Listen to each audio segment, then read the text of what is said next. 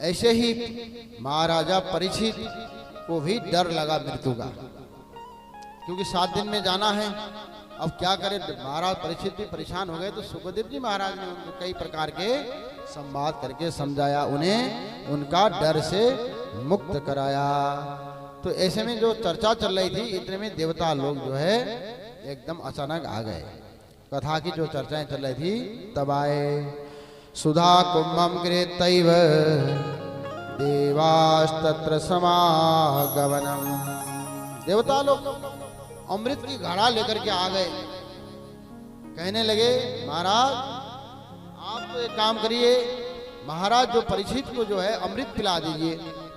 अब अमृत का घड़ा लेकर के जैसे आए तो बोलने लगे, महाराज भागवती रूपी अमृत जो है हमें पिलाओ, और ये हमारा स्वर्ग में जो है स्वाधार रूपी जो अमृत है वो महाराजा परीक्षित को पिलाओ।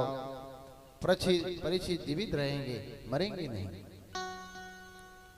जैसे उन्होंने कहा, क्योंकि देवता लोग अपना कार्य साधना करने के लिए तो बड़े कुशल रहते हैं, सो कार्य कुशला सुधा, अपना कार्य सफल करने के लिए लगे रहते हैं। तब गुरुदेव सुखदेव जी समझ गए, ये छलिया देवता है, ये व्यापार करने के लिए आए हैं।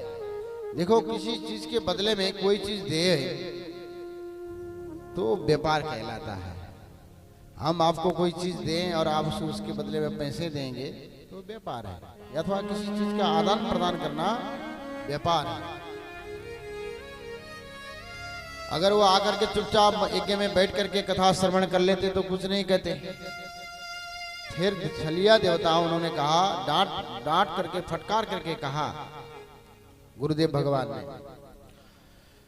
को सुदा को कथा लोके को कांच को मणिर महान ब्रह्मरातो चिरारेवम तदा देवन जहां सह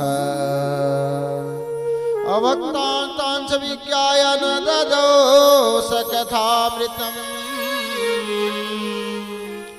श्रीमद् भागवती वार्ता सुराणामपि दुर्लभः। अरे छलिया देवता हो, तुम कांच के टुकड़े से मणि की कीमत मणि से बदलना चाहते हो। हा?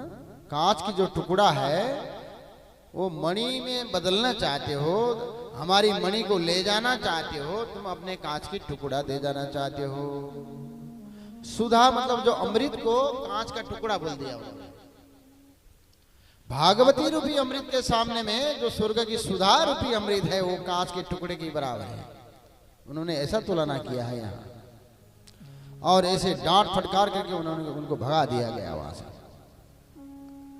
अरे लोभिया छलिया देवता हो, अगर तुम आकर के चुपचाप बैठ के कथा ये सुन लेते तो भी चलता, तुम तो व्यापार करने के लिए आए। अब ऐसे भी आप तुलना करके देख सकते हैं। क्षणे पुण्य मृत्यु लोके विसंति। सुधा अमृत किसको मिलता है? आप कई प्रकार के कर्म, अच्छे कर्म करने के बाद स्वर्ग में जाएंगे, तभी जाकर के सुधा अमृत को रसपान करने को मिलता है। जय जय श्री राधे, जय जय श्री राधे श्याम। फिर अमृत तो पान कर लिया, पुण्य सत्कर्म किए तो स्वर्ग में गए, अमृत पान कर लिया।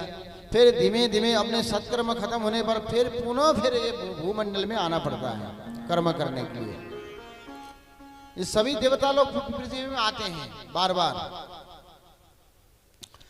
स्वर्ग की जो सुधा अमृत जो है वो दीर्घ जीवी बनाता है, पर हरि कथा अमृत जो दिव्य जीवी बनाता है। स्वर्ग का अमृत महान पुण्य करने पर ही प्राप्त हो सकता है, लेकिन हरि कथा अमृत जो है पापी हो, लोभी हो, बेवचारी हो, चाहे धर्मात्मा हो, कोई भी उसका रसपान कर सकता है।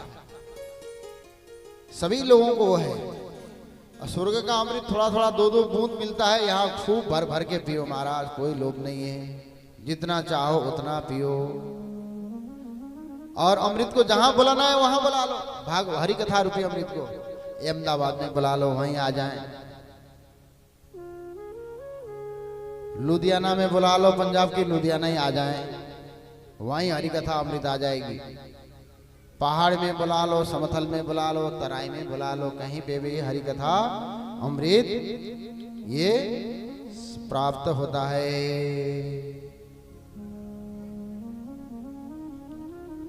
तो अनंत है, अकल्पनीय है, शाश्वत है, दिव्य है। और ये दीर्घजीवी ये अमृत पे के जो परम धाम में जो जाता है, कहाँ जाता है? गीता में भगवान ने कहा न तद भाषयते सूर्यो न शशांको।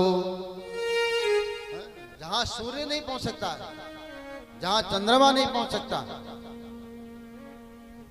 और जहां जा करके वापस आना नहीं पड़ता, ऐसे धाम में ये पहुंचाता है। न तद भाषयते सूर्यो न शशांको न पावक यद गत्ता निवर्तन्ते तद्धामं परमं ममः। जहाँ अग्नि का भी प्रकाश नहीं, जहाँ सूर्य से भी प्रकाश नहीं, जहाँ चंद्रमा से भी प्रकाश नहीं, स्वयं भगवान के दिव्य विग्रह से स्वयं जो लोक में प्रकाश है, ऐसे प्रकाश में लोक को में यद गत्ता निवर्तन्ते, पुनः वापस ही आना नहीं पड़े, ऐसे परम धाम को पहुंचाता है।